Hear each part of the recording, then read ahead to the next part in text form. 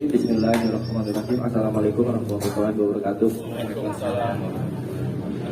Kita lanjutkan pelajaran Kitabul Maram, masih Kitabul Jami. Babnya masih babul birri wasilah, bab kebajikan dan silaturahim. Hadisnya hadis ke 1484.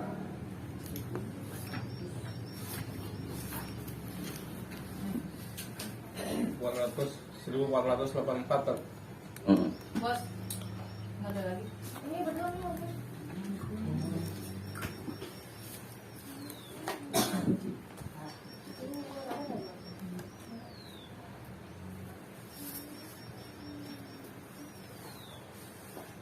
Udah.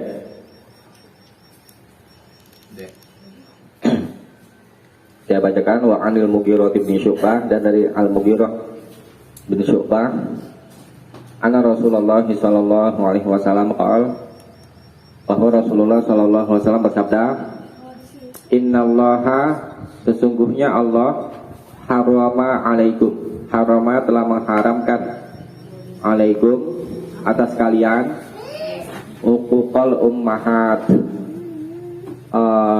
durhaka kepada ibu, wa ba'dal banat, dan mengubur anak perempuan hidup-hidup, wa mana'an wahat,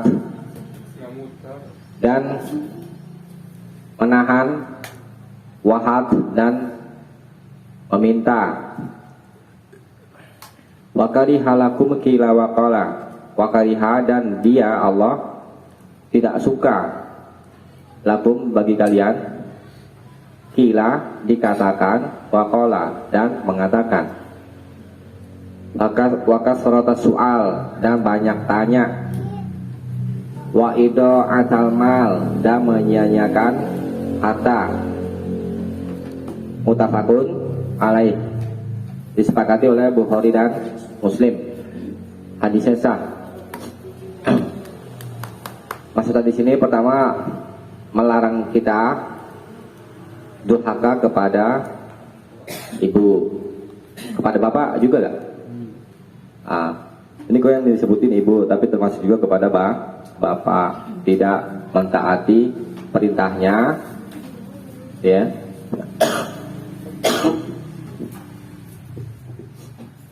Nah, sekarang kalau misalkan ibu menyuruh berbuat syirik, kita taati gak? Durhaka gak? Kalau kayak begitu? Enggak. Kenapa itu alasannya? Ya, gitu. Jadi la ta'ata li makhluqin fi ma'siyatillah. Tidak ada ketaatan kepada satu makhluk pun dalam hal bermaksiat kepada Allah. Itu ingat. Innama ta'atu fil ma'ruf. Hanyalah ketaatan itu dalam hal yang ma'ruf, yang baik-baik. Sekalipun orang tua. Gitu. Orang tua ngajak berbuat syirik, yang ditaati, gitu. Terus kalau misalkan orang tua melarang kita sholat, taatin nggak? Enggak, jangan ditaati, gitu. Karena perkara maksiat kalau ditaati. Nah, itu pertama. Kedua, Allah mengharamkan kita mengubur anak perempuan hidup. Emang ada? Zaman sekarang ada gak nih? Gak ada zaman sekarang. Kalau zaman jahiliyah banyak. Zaman jahiliyah kelahiran anak perempuan itu dianggap sebagai aib buat keluarga, makanya dibunuh hidup-hidup, dikubur. Anak perempuan pada masa jahiliyah, bersyukur kan datangnya Islam, diangkat derajatnya. Dulu masa jahiliyah begitu. Lahir anak perempuan dibunuh hidup-hidup, benar. Tuh.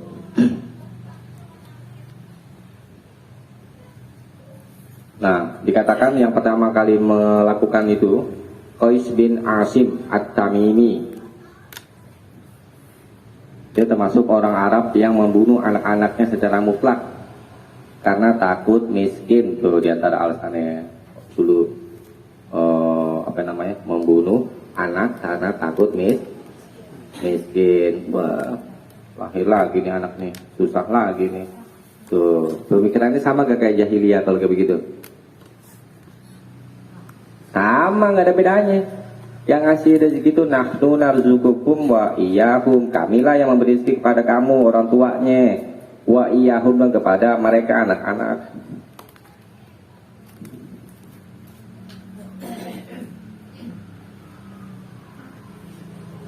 Nah, jadi dilarang membunuh anak, mau anak perempuan kek atau laki-laki kek, dilarang, haram hukumnya. Nah, kemudian waman'an wahatin, mana dia menahan, wahatin meminta. Man'an ini maknanya ini apa namanya itu, menahan sesuatu yang semestinya harus diberikan. Paham nggak maksudnya? Seharusnya sesuatu itu kita berikan kepada orang, tapi kita tahan, nggak kita berikan, menahan hak orang lain, itu ya begitu. Ya. Entah karena alasan apapun gitu ya, entah alasan karena tidak suka sama orang itu atau yang lainnya, tapi itu menjadi haknya. Boleh, kita harus adil pada orang, ya, walaupun kamu tidak menyukai, ya. Kalau memang udah jadi haknya kasih, jangan ditahan. Nah, kemudian wahadin meminta, ini meminta. Di sini maksudnya meminta barang orang lain yang menjadi apa namanya itu, kesukaan. Coba jadi baca keterangan Al-Hasan, coba di situ ada keterangan di balik.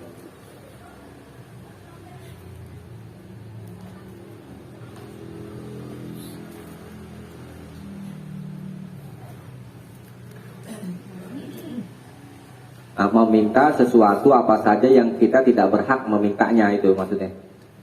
Jadi bukan haknya, bukan hak kita diminta gitu. Iya.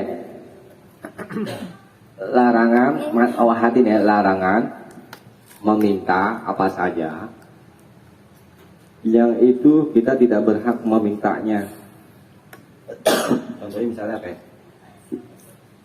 Barang-barang yang disukai oleh orang itu. Ada kan punya apa yang namanya handphone yang sangat disukai, handphone apa ya? Yang mahal apa ya? Apple. Romak handphone sayang ya kan, nggak boleh kita minta, kan itu sesuatu yang disukai, nggak boleh. Dan memang meminta-minta kepada orang dalam Islam itu dilarang, kecuali darurat, artinya butuh. Nah, nanti ada ancaman itu, para pengemis itu kalau sudah meminta-minta, diancam di akhirat. Nggak boleh. Kalau memang kita butuh dan harus meminta, maka boleh kita meminta. Kalau gitu berdosa nggak, Ustaz? Kalau kita misalkan aneh ngasih ke dia gitu. Hah? Aneh ngasih dia gitu, berdosa. Ya kagak, namanya orang minta. Kalau yang memberi dan lain soalnya, ya ini yang meminta, yang kita bahas yang meminta, kita nggak bahas yang memberi. Kalau yang memberi, orang yang meminta siapapun kasih kalau ada. Tapi itu kita bahas yang meminta dalam Islam itu dilarang, kecuali kalau memang butuh. Gitu.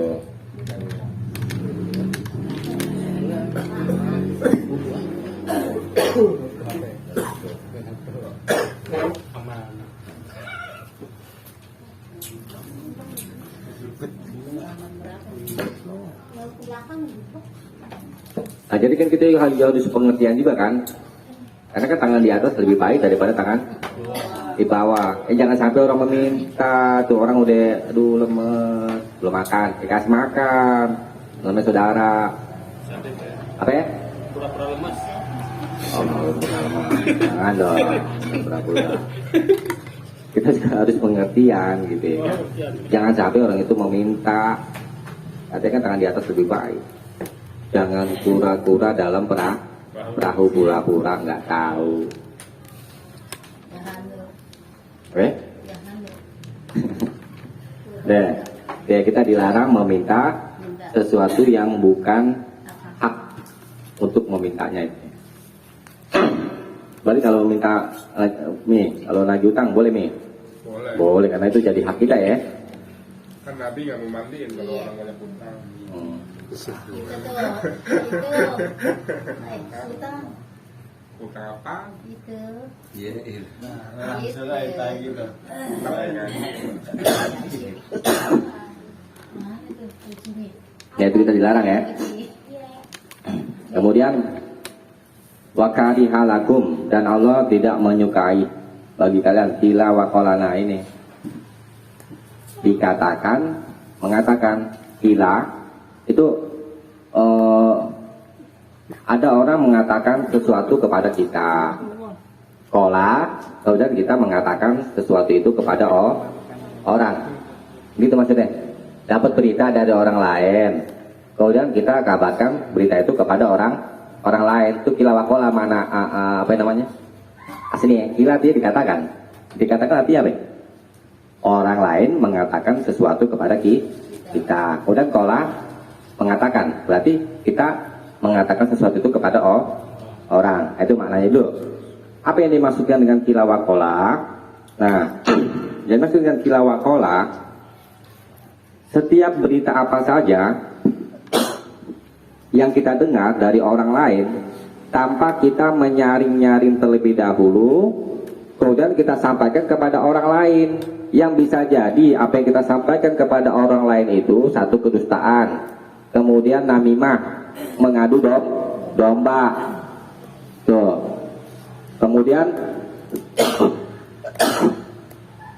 gibah dan yang lain-lain. Ini banyak nih dari omongan. Nabi pernah kasih syarat, hati-hati nih lisan. Ini yang banyak menyebabkan seseorang masuk ke dalam neraka. Tuh. Di dalam hadis Nabi di riwayat Muslim, kafa bil mar'i isman, cukuplah seseorang satu dosa ayyuhat bisa bikuli ma sami'a.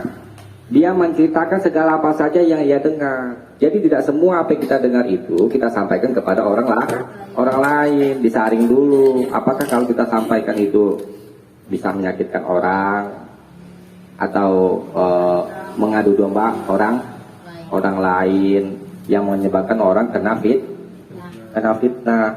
Coba dibuka surat ini. Surat ini. Bentar, tunggu dulu dong. Iya.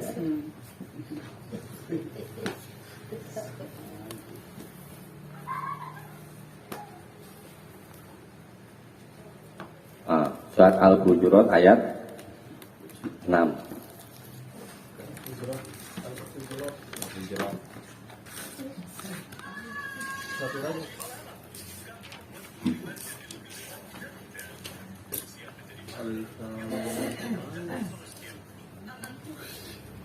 Ada suara.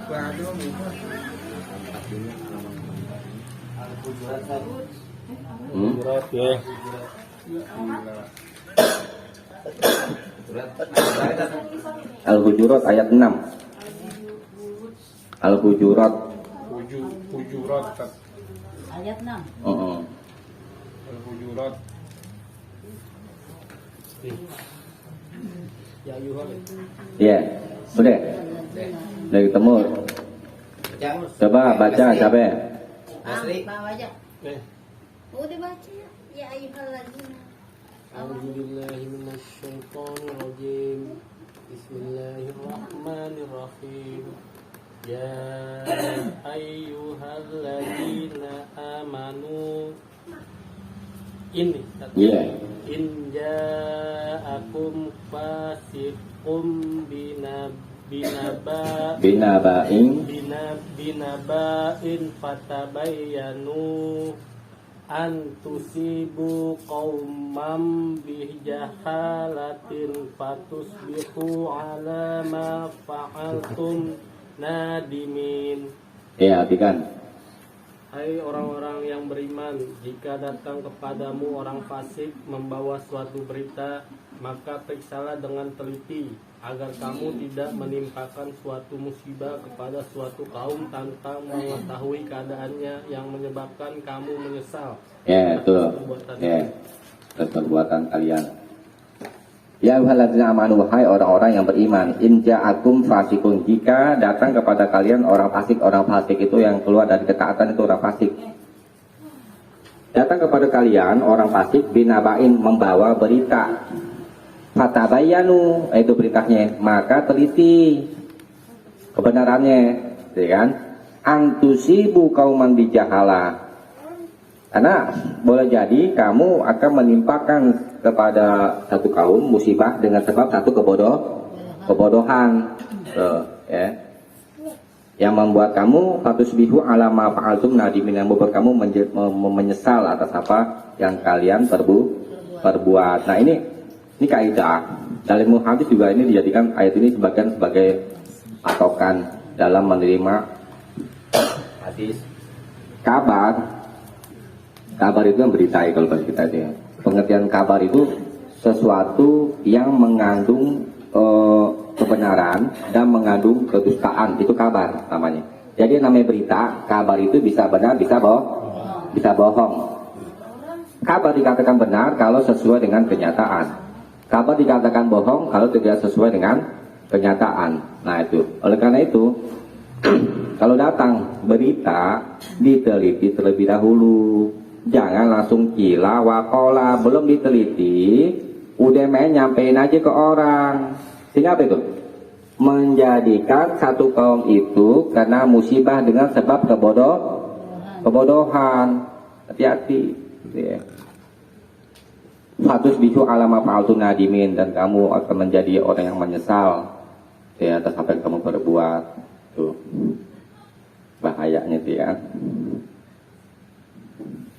Disaring dulu kalau dapat berita, jangan langsung dikatakan kepada orang lain.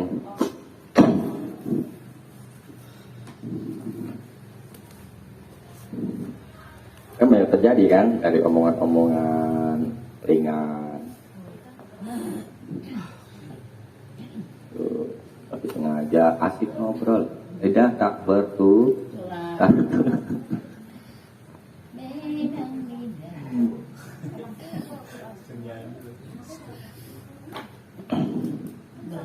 Sekarang Jadi kan orang kalau bisa kena adu domba jadi berantem, ya kan?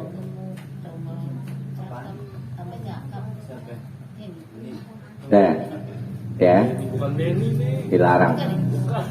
Gila, pakola. Tidak, gila tadi apa ini? Artinya apa? Gila.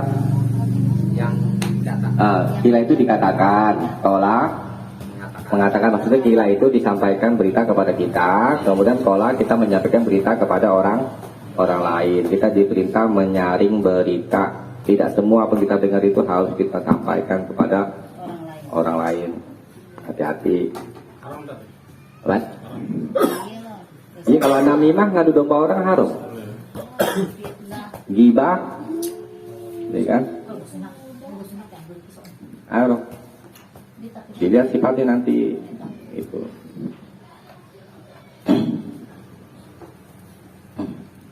Dan berikutnya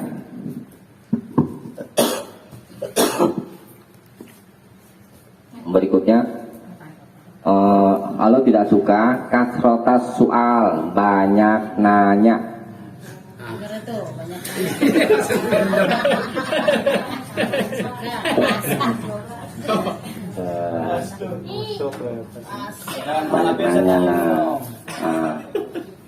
Kan nanya yang baik, nanya kan yang bagus-bagus. Nah, Begini. Pertanyaan itu kita ingin mengetahui sesuatu yang belum kita ketahui, gitu kan? Nah, tapi pertanyaan itu ada juga yang kita dilarang bertanya. Nah, ini kan termasuk ini, tapi apa ini maksudnya ya? Banyak nanya. Kalau banyak nanya berarti nanya terus. Nanya terus, sudah gitu nggak dikerjain. Kayak orang Yahudi disuruh apa? Nyembelih sapi betina. Warnanya warna apa ini? Ya kan? Terus, Nanya banyak-banyak. nah, itu kan? Di surah Al-Baqarah tuh. Ditanya sampai detail, hampir-hampir mereka tidak mengerjakan. Tuh. Dulu pernah ada Nabi ketika khutbah, Nabi katakan telah diwajibkan atas kalian berhaji. Udah, begitu doang Nabi katakan. Kemudian sahabat bertanya, setiap tahunkah? Nabi diam.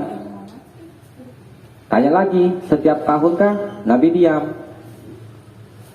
Tapi 3 kali, setiap tahunkah?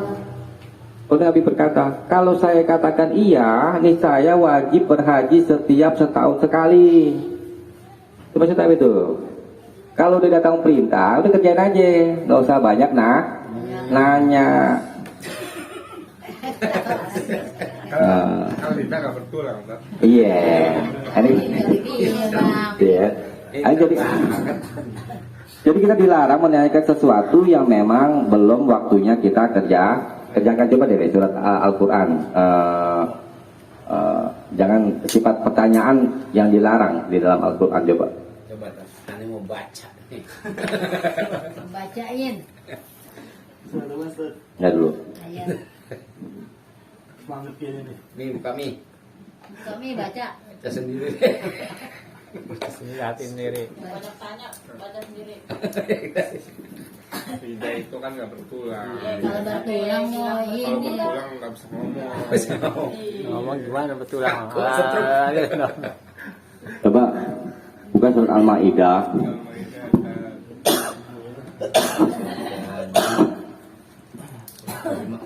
Ayat, Undangan ya.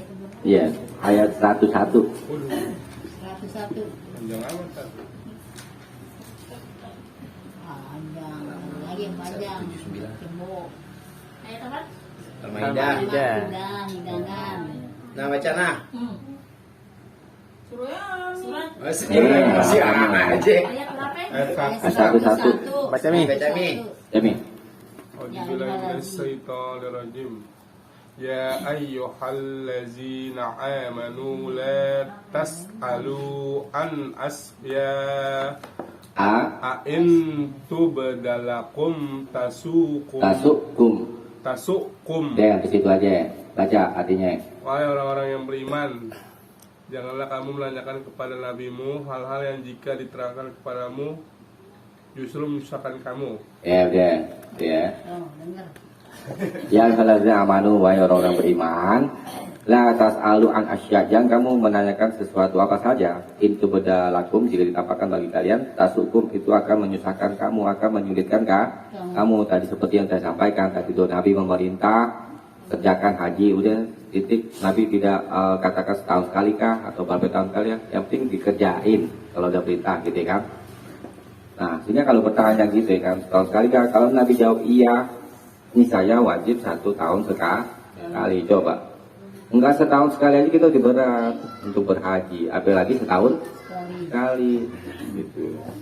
Nah, kemudian juga kita dilarang menanyakan sesuatu yang tidak ada manfaatnya dalam urusan agama. Kalau ini di tingkat tinggi deh, gitu ya. Nah, bukan berarti nggak boleh. Yang nggak boleh banyak nanya tapi nggak dikerjain. Iya benar, Ustaz. Tuh. Benar emang.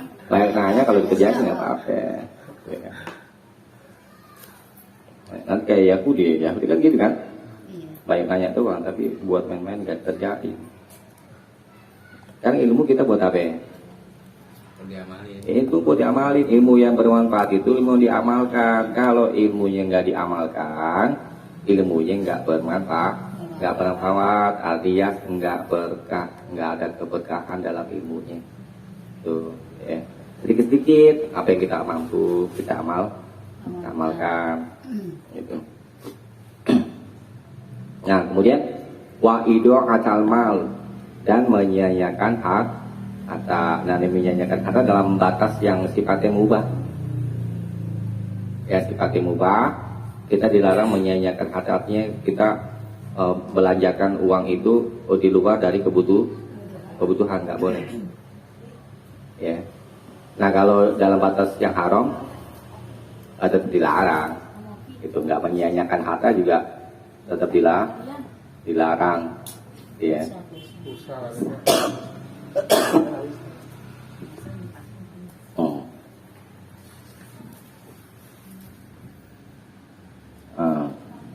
Berlebihan atas segala sesuatu juga dilarang. Ya, bisa dipahami ya? Coba dibaca ringkasan ini. Hadis 1484 hadis sah. Maksud melarang satu bersalah kepada ibu, dua mengubur anak wanita hidup-hidup, tiga tidak mau memberikan apa yang mesti diberikan, minta apa yang tidak boleh diminta, empat membanyakan pertanyaan yang tidak perlu atau belum perlu dikerjakan, lima menyia-nyiakan harta di dalam perkara yang halal, enam memindahkan perkataan orang, hukum satu haram, empat makruh. Baca sampai berapa? Hah? Yang aku kila wakola membedakan. 5. Oh, 185 kan? Enggak, maksudnya 4 sampai berapa itu? 4 sampai 6 makruh, 1 sampai 3 haram. Iya. Dan berikutnya. Wan Abdullah ibni Amr ibni al-As, dari Abdullah bin Amr bin al-As radhiyallahu anhu, semoga Allah meridhai keduanya. Ani Nabi sallallahu alaihi wasallam, dari Nabi sallallahu alaihi wasallam qala, beliau bersabda, ridallahi fi ridal walidain, keriduan Allah ada pada keriduan kedua orang tua. Wasakhatullahi fi sakhatil walidain, dan kemurkaan Allah ada pada kemurkaan kedua orang tua. Akhrajahu Tirmidzi, dikeluarkan dia oleh Imam At-Tirmidzi, wa sahahahu Ibnu Hibban wal Hakim, dan disahkan oleh Ibnu Hibban dan Imam Al-Hakim. Nah, di sini semana dengan tadi saya sampaikan tentang masalah durhaka kepada orang tua. Ya. Nah, jadi hadisnya sah, maksudnya begini. Kalau kita pahami ya dari matanya dia, kalau orang tua ridho berarti Allah ridho, kan gitu kan? Kalau orang tua murka, maka Allah murka. Apakah mutlak sifatnya? Enggak mutlak. Tadi kan kita sudah bahas, la ta'ata fi makhlukin fi maksiatillah, tidak ada ketaatan kepada satu makhluk pun dalam hal bermaksiat kepada Allah. Misalkan orang tua Nasrani, anaknya masuk Islam, itu enggak orang tuanya? Enggak. Kalau menurut hadis ini berarti Allah murka dong? Ya enggak lah. Hah? Murka kan taat. Kan gak taat. Karena lain agama. Iya, saya ulangi.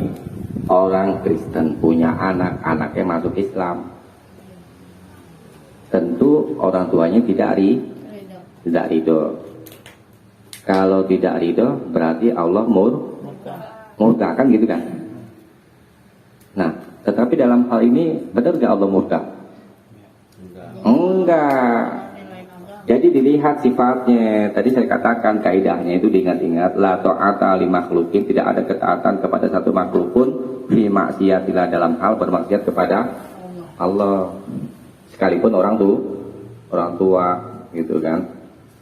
Innamat ta'atu fil ma'ruf, hanyalah ketaatan itu dalam hal yang ma'ruf. Maka ulama-ulama katakan kalau dalam batas kewajiban yang harus ditunaikan, maka tidak perlu minta kepada keriduan orang tua. Karena Allah sudah perintah. Kenapa kita disuruh taat sama orang tua? Karena Allah perintah. Kenapa kita disuruh taat sama Nabi? Karena Allah perintah. Jadi perintah itu semata-mata milik Allah. Kayak gitu. Nah, jadi dalam batas-batas kebaikan, ya kita minta yang lebih patut adalah menjadikan orang tua itu ridho.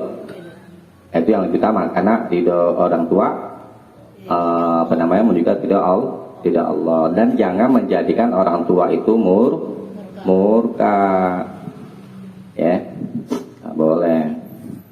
Nah,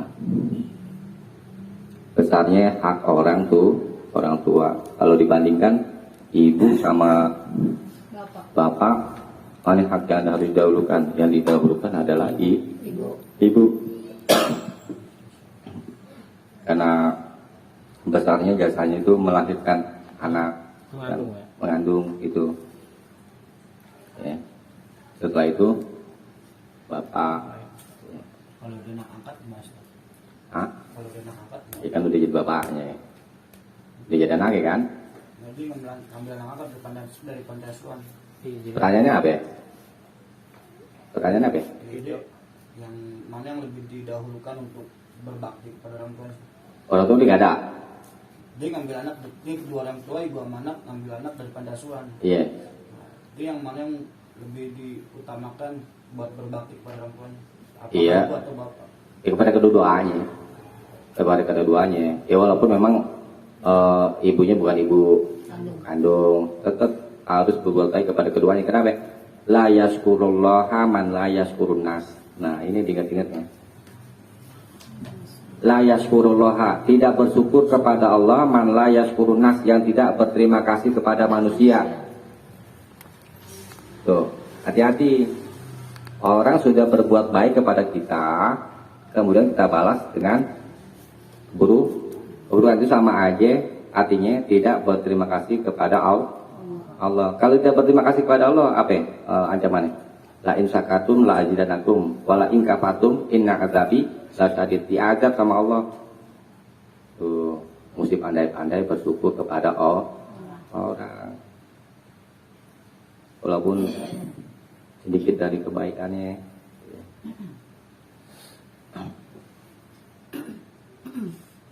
Kalau nggak bisa berbuat baik kepada orang, jangan kamu berbuat jahat kepada orang. Itu yang diajarkan sama Nabi tuh. Kamu nggak bisa berbuat baik kepada orang. Paling tidak kamu tidak berbuat jahat kepada mereka. Ini udah nggak bisa berbuat baik, berbuat jahat lagi sama orang.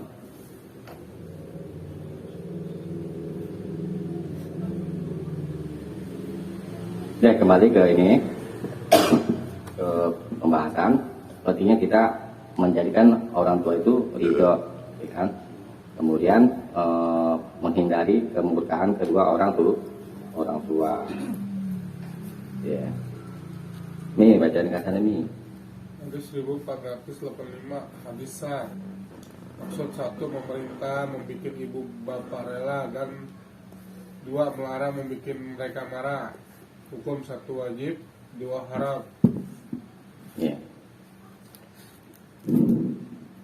Wa Anasin, dan dari Anas, an Nabi sallallahu alaihi wasallam anahu qaul, dari Nabi sallallahu alaihi wasallam bahwa beliau bersabda, waladzi nafsi biyadih, demi zat yang jiwaku di tangannya, la yu'minu abdun, tidaklah seorang hamba, ini tafsirannya, sempurna imannya, hatta yuhibba li jarih, sampai dia mencintai tetangganya, ma yuhibbu li nafsi, apa yang dia suka untuk dirinya. Muttafaqun alaih, disepakati oleh Bukhari dan Muslim. Hadisnya sah. Maksud hadis ini memerintah kita supaya berbuat baik kepada tetangga. Umum nggak tetangganya? Umum, baik muslim atau kafir. Oke. Dikatakan ini sebagai kesempurnaan iman, ya. Kalau kita mau bercermin diri, kalau kita sebelum berbuat kepada orang, kita suka nggak diperlakukan baik sama orang? Suka, berarti orang juga sama begitu. Itu maksudnya gitu. Kita berilah kebaikan kepada orang sebagaimana kamu suka juga diperlakukan baik sama orang. Baik, ada banyak gak orang yang senangnya diperlakukan baik tapi dia butuh berbuat baik sama orang, pelit. Oh, ngambil manfaat dari orang aja. Ya banyak kan orang begitu kan? Banyak. Kita nggak dilarang. Dulu katanya ibu ya, apa namanya? Almarhum suka buat ini makanan. Ya, buat tetangga-tetangga. Iya. Iya. Ibu. Iya, Cece. Oh. Nah itu, ini termasuk mengamalkan hadis ini. Gitu. Bahkan ada juga di hadis kan kalau masak banyakin kuah, kuahnya kayak tadi tuh masak kambing tuh ya kan. Kuahnya banyak ya. Banyak. Kalau nggak habis kubajir lah. Maksudnya bagi-bagiin nih, bagi-bagiin. Iya, biar kuah-kuahnya juga kebagian. Iya. Gitu. Bisa dipahami ya? Coba dibaca di kasarnya. Hadis 1486. Hadis sah, maksud pemerintah berbuat baik terhadap tetangga. Hukum wajib. Ya. Kalau nggak berbuat baik, nggak usah nolak. Hukumnya wajib. Ini yang wajib. Oh, usah. Jangan dengar lihat baunya. Ya tadi kan sampaikan, kalau kamu tidak bisa berbuat baik, ini kan hadis Nabi juga. Di hadis Solihin itu ada itu, nanti bisa dilihat aja. Kalau kamu tidak bisa berbuat baik kepada orang, maka paling tidak kamu tidak berbuat jahat kepada mereka. Ya. Berikutnya, wa'ani bin Mas'ud dan dari Ibnu Mas'ud radhiyallahu anhu, semoga Allah mudah kalau dia berkata, sa'altu Rasulullah sallallahu alaihi wasallam, aku pernah bertanya kepada Rasulullah sallallahu alaihi wasallam, ayu dzambi a'zam, dosa yang engkau menjadikan bagi Allah tandingan, wa huwa khalaqaka, sedangkan Allah. Kedua, termasuk dosa yang paling besar, membunuh anak karena takut miskin.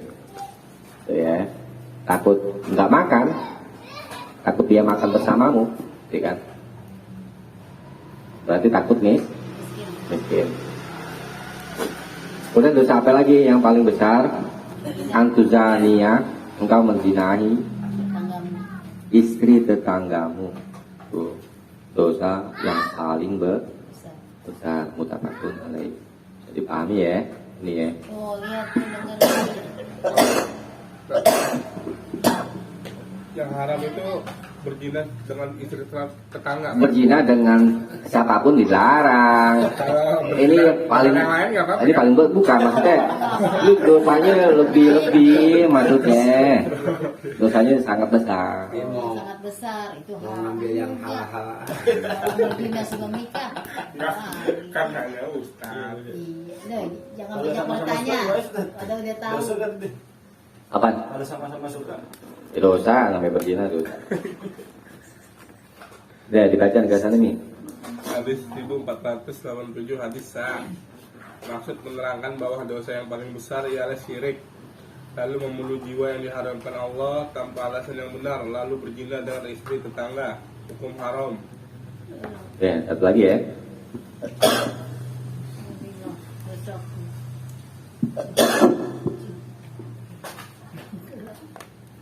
Wan Abdullah bin Amr bin Al-As, dan dari Abdullah bin Amr bin Al-As radhiyallahu anhu, semoga Allah meridhai keduanya, anna Rasulullah sallallahu alaihi wasallam, bahwa Rasulullah sallallahu alaihi wasallam kal bersabda, minal kabair, termasuk dosa besar, syatmu rajuli walidai, seseorang mengejek kedua orang tuanya.